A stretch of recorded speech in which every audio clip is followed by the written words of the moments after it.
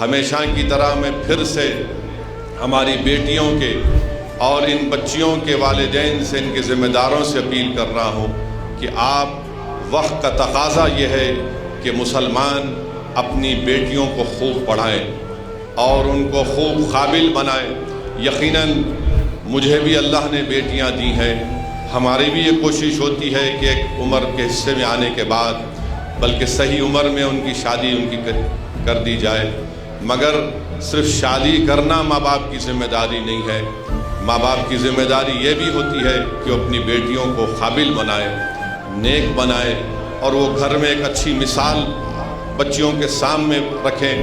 تاکہ بچیوں میں خود اعتمادی پیدا ہو سکے، اور ان کو تعلیم کے زیور سے آراستہ کر اس کے بعد ان کو آپ اپنے گھر سے رخصت کریے،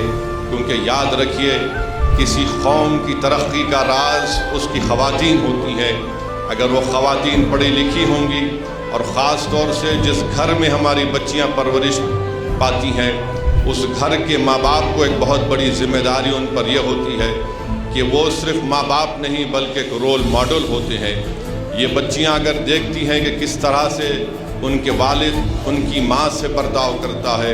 یہ بچیاں اگر دیکھتی ہیں کس طرح سے ان کی ماں ان کے والد کے لیے ایثار اور قربانی کے مظاہرے کرتی ہیں، تو یہ بچیاں ان تمام عادتوں کو، اطواروں کو اپنے ذہن میں بٹھا لیتی ہیں، اور وہ آگے جا کر وہ ایک بہترین بیوی، ایک بہترین انسان اور ایک بہترین ماں بنتی ہے۔ تو میری آپ تمام سے گزارش ہے کہ ہم کو یہ کوشش کرنی چاہیے، نہ صرف سرزمین دکن میں بلکہ مہاراشٹر ہو، اتر پردیش ہو، پورا ملک ہو، مسلمانوں کو اپنی بیٹیوں کو اپنی خوب پڑھانے کی کوشش کرنی چاہیے، ان کو طاقتور بنانا چاہیے، کیونکہ آج جو معاشرہ ہے، چاہے ہندو ہو، مسلمان ہو، دلت ہو، آدیواسی ہو،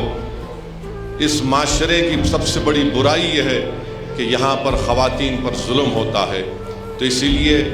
ہم کو ابھی سے اپنی بیٹیوں کو خوب طاقتور بنانا ہے، ان کو مضبوط بنانا ہے، تاکہ ان کا ایک روشن مستقبل ہم پیدا کر سکیں۔